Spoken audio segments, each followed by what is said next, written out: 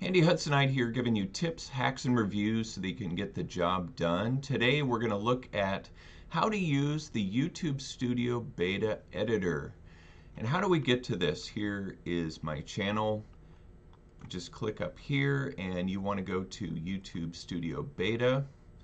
And when this opens, we are going to choose one of the videos.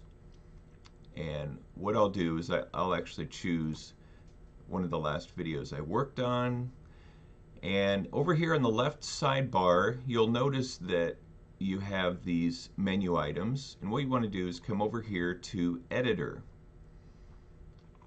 And this will open up with your video in the display window.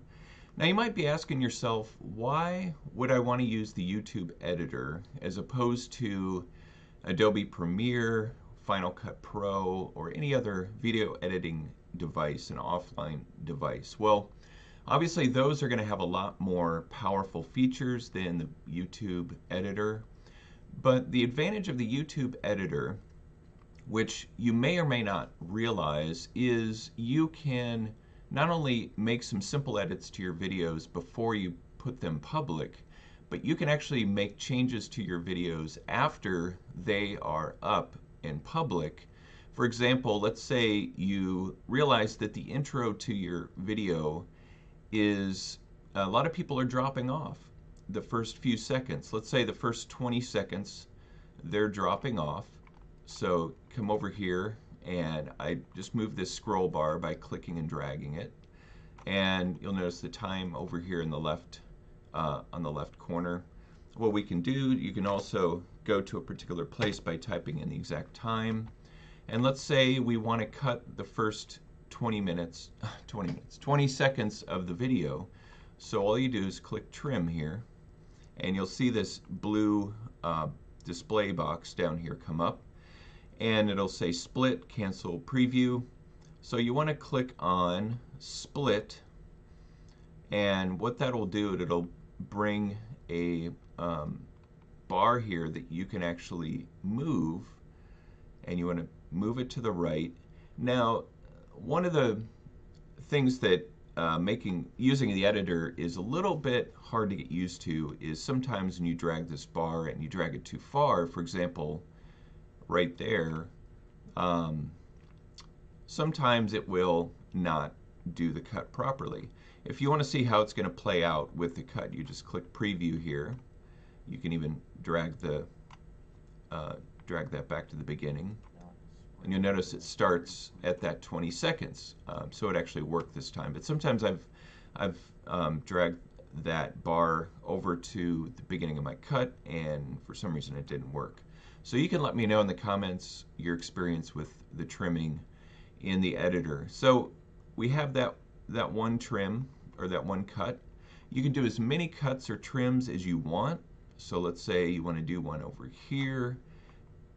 Just click split again, and what you do is you click and you drag this for as much of the video as you want to cut out. You'll notice here the darker region. The darker region is actually the region that will be cut out, just so that you know. And then the regions here that are more bright are the regions that are going to stay. And you can move this back and adjust it, so forth, any way you want. Let's say you come here, you can do another split, make that however you want, split here.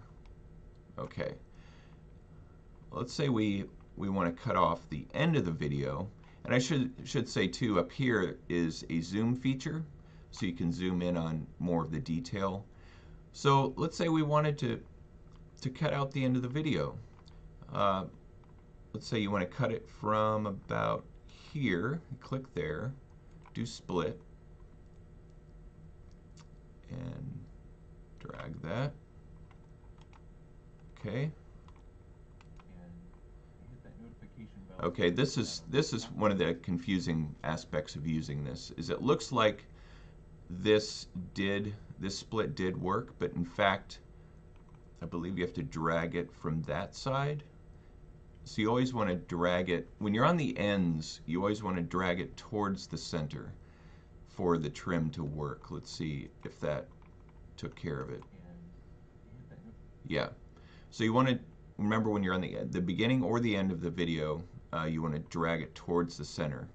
And any part of the other video, any parts of the video in between it, probably, let's see, let's get a split here. It doesn't really matter which way you're going to drag it, because this part's going to be cut out. So it's just the beginning and the end that are a little tricky. So there's the split feature. You can click preview and you can watch through and see how it skips over all these areas that you split. As you can see that the bar's skipping over those sections, which is what you want. And so that is the trim feature. Again, I mentioned you got the zoom feature here. You can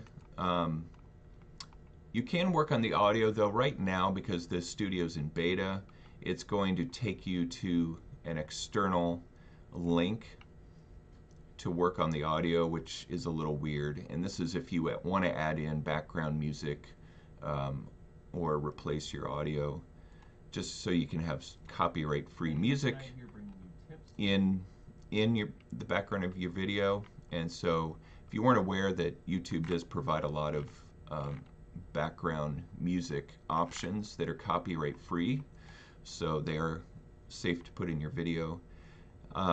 Here, this is another aspect of the editor that is a great feature, is being able to add in your end screen. So let's say you wanted to add in your end screen. Just click here on Element and click whether you want video, what option you want for the end screen, and you can choose a video playlist or another channel that you want to feature. Let's say we want to choose a specific video, so we just go into one of my videos, click that, and it will put it here, and you have the option to move it around. I should say that the end screen, and here's an undo button if you want to undo what you've done, anything you've wanted to undo in editor, you can do that here.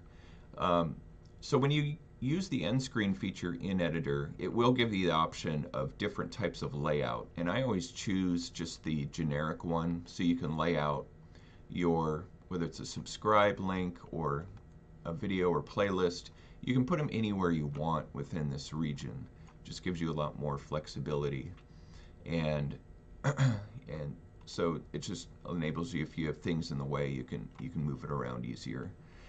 And so that's a great feature, is you can make simple edits and then either change your end screen very easily or build one, and then all you have to do is click save, and YouTube Editor will save all of your changes. It will take some time depending on how long your video is, and it could take, you know, up to 20-30 minutes possibly.